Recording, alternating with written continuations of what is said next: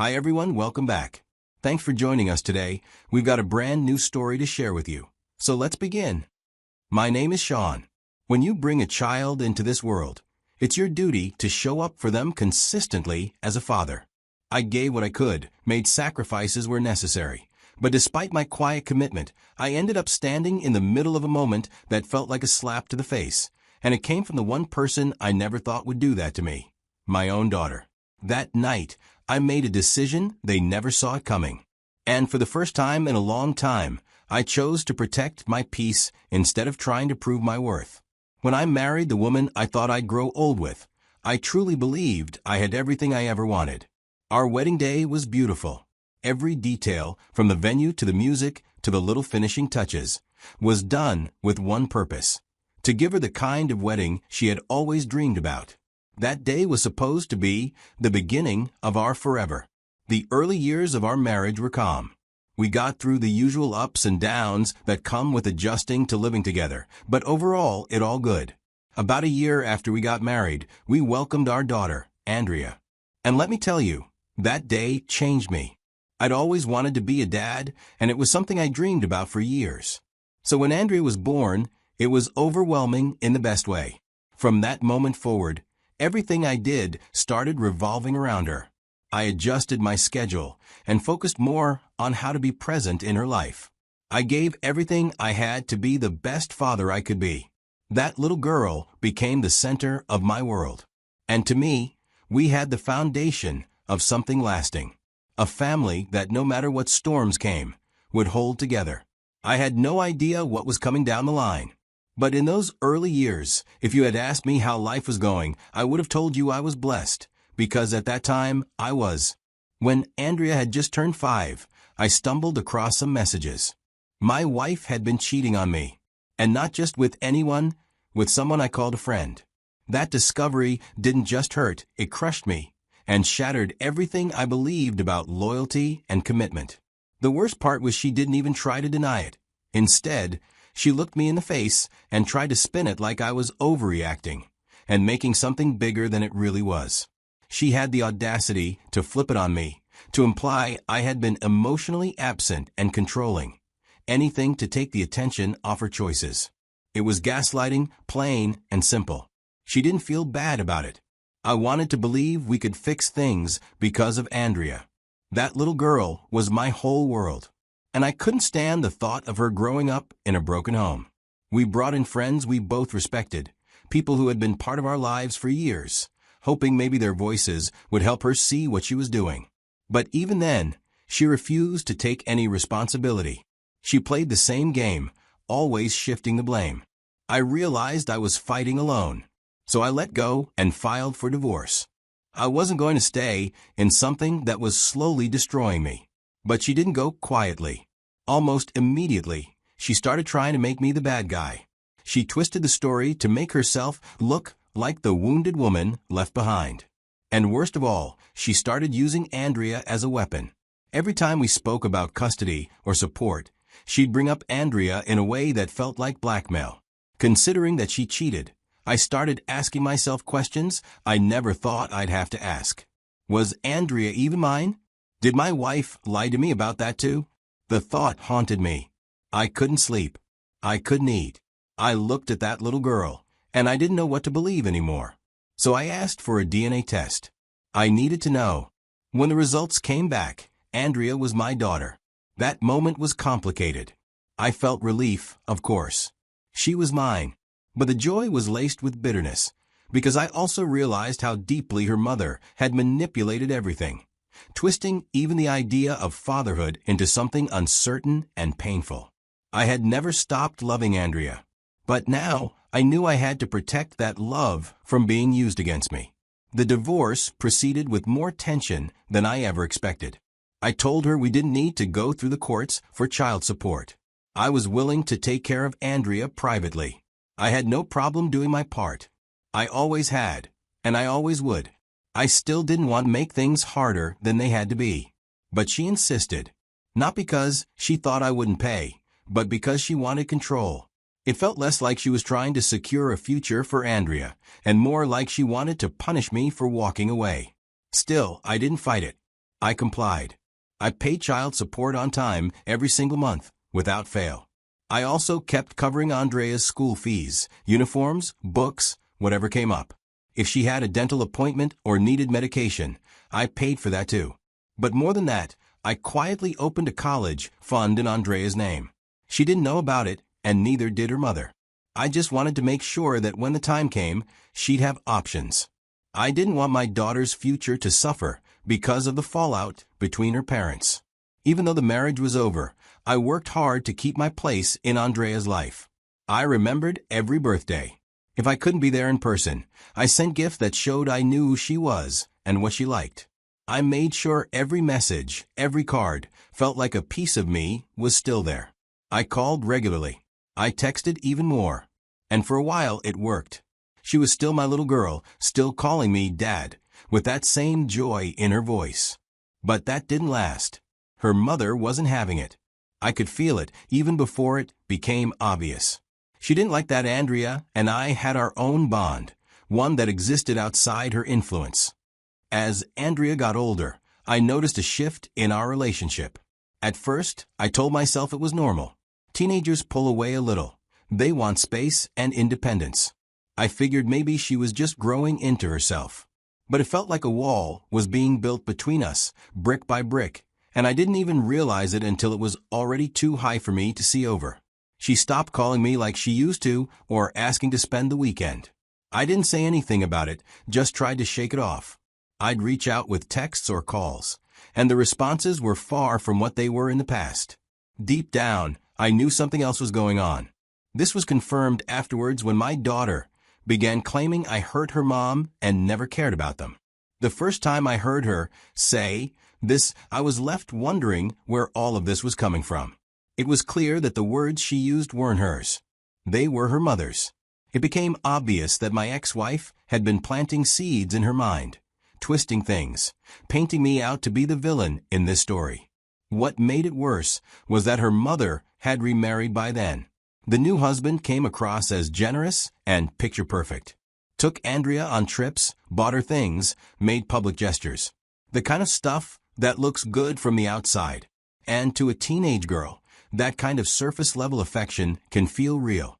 She started seeing him as the real father figure, while I was gradually pushed further and further away.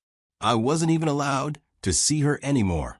I'd try to visit or show up for school events, and her mother would meet me at the door, threatening to call the police if I didn't leave. She'd claim Andrea didn't want to see me, that I was making things uncomfortable. And Andrea never stepped in to say otherwise. I was being shut out. If Andrea needed anything, she wouldn't ask me herself. Her mother would text or call, passing on the message like some kind of middleman. Still, I didn't stop supporting her. I paid the child support, kept up with school fees, sent money when it was needed, even though no one ever said thank you. I kept doing it because that's what a father is supposed to do, right? But I was doing it blind, completely unaware of just how deep the manipulation had gone. I thought I was holding on to the connection we had left.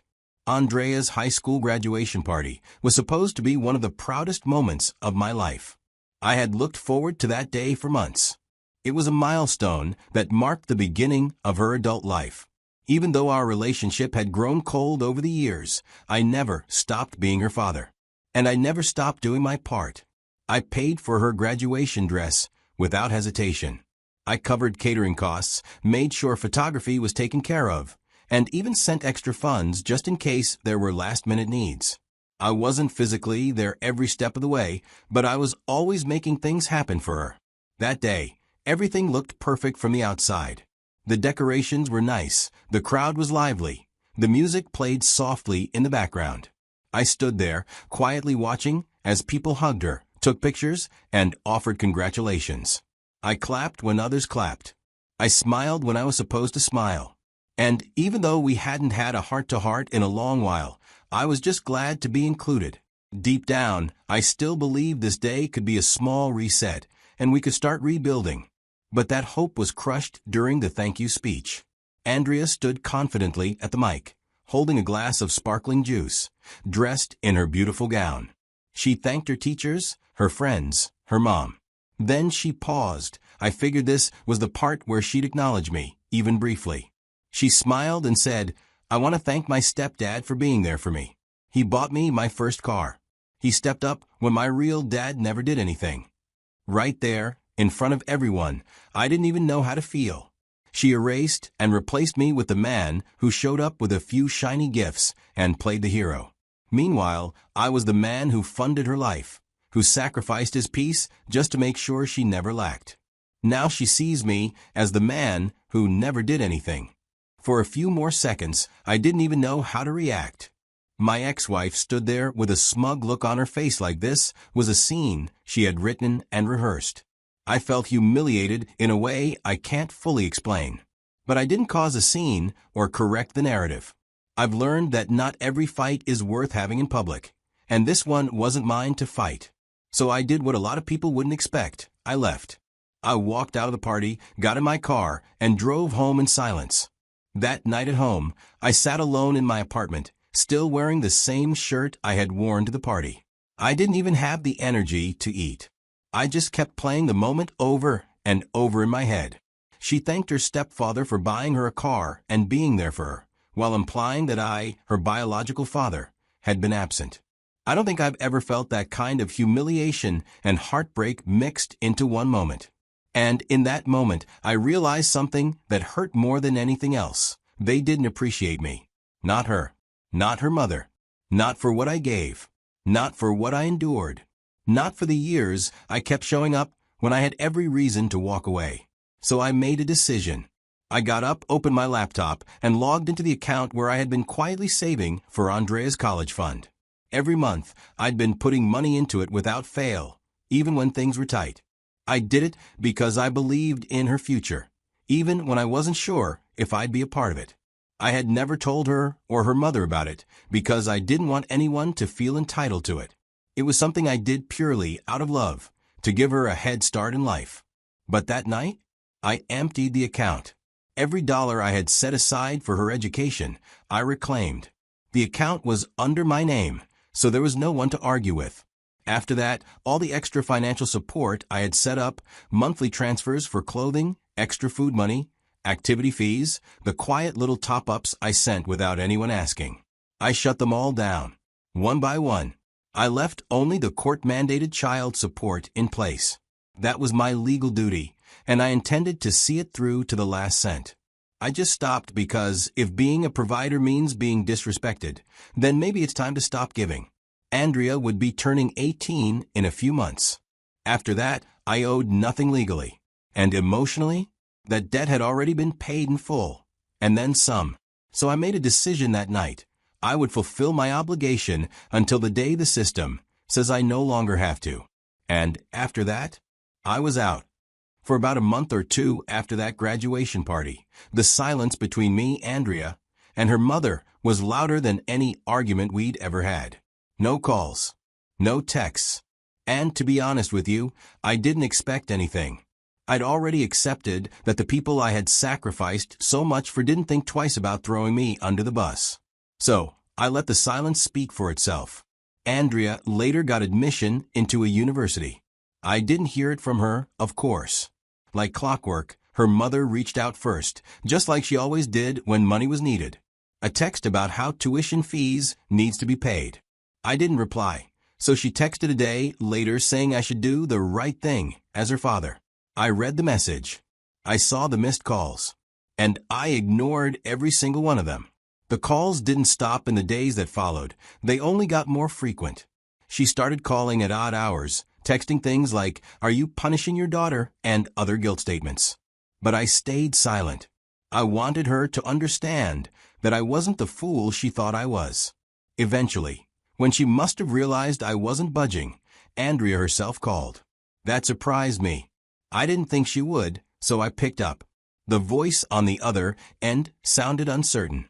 But before she could get into anything, I cut in, reminding her of that speech, of how I sat there while she told the world that her stepfather had done everything for her, and that I had done nothing. I asked her if she even remembered that I paid for her dress, that I'd sent money for the photographer, that I had quietly been making sacrifices for years while everyone acted like I didn't exist. She didn't say much, Probably didn't know what to say. That silence told me everything. So I laid it out. I would continue to send the court-ordered child support until she turned 18. After that, she was on her own. If she wanted to go to college, she could take out a loan like many people do, or she could get a part-time job and work her way through it. I had already done more than what was required of me, and clearly it wasn't enough. When she tried to respond, maybe to justify, maybe to argue, I didn't let it get that far. I told her I wasn't interested in being talked in circles. Then I ended the call. From that moment until her 18th birthday, I kept things strictly by the book. Every month, I sent the exact amount the court required and not a cent more. I didn't check in. I didn't send a text. When her birthday came around, I didn't send flowers or a card like I had done every year before. I didn't call. If they were fine, pretending I never mattered, then I'd let them live with that. A week after her 18th birthday, my daughter showed up to my house. It was a Saturday morning. I was at home, not expecting company, when I heard a knock at the door. When I opened it, Andrea was standing right outside. She knew my Saturday routine. She knew I'd be home, which told me this wasn't a spur-of-the-moment visit. She had planned this. And even though I had built every wall I could over the past months to keep myself from being disappointed again, seeing her there, I couldn't slam the door. I stepped aside and let her in, then walked to the kitchen and poured her a cup of coffee. She didn't wait for me to ask what brought her. As soon as I placed the mug in her hand, she broke down crying. Said she was sorry. Said she'd been lied to. Said her mother had twisted everything to make her believe I was the villain, and the stepdad was the hero. That all those years of thinking I didn't care were based on pure lies. Her mother never once gave me credit for anything. And Andrea believed it. Every word. Because it came from the one person she thought she could trust the most. She said things started falling apart after I cut them off. That's when the lies started to unravel. The car was repossessed. Bills were piling up. Suddenly, her stepdad wasn't so generous. He couldn't maintain the lifestyle she thought he'd been funding. Andrea started asking questions, small ones at first. But when the answers didn't add up, she went digging. She read her mom's texts, opened bank statements, connected the dots. My name was on everything. I was the one who had been holding them up all these years. And when she told her mother she wanted to come see me, it turned into a full-blown fight. Her mother lost it and tried to guilt her, even tried to stop her from leaving the house that day.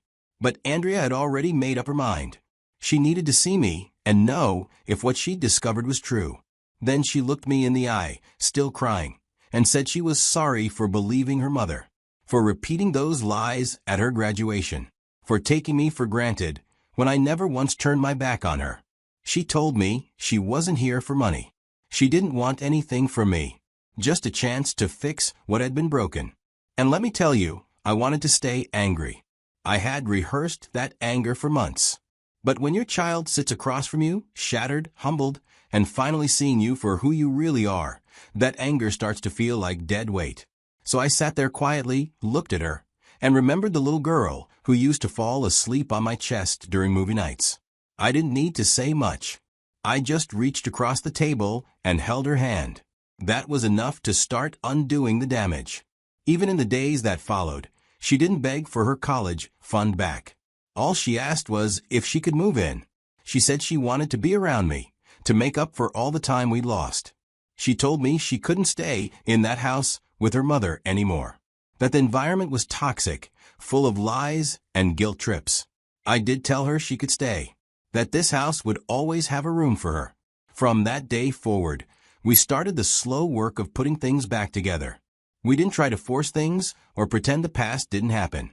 We started planning together again, talking about her university, what courses she wanted to study, what kind of car she'd actually want.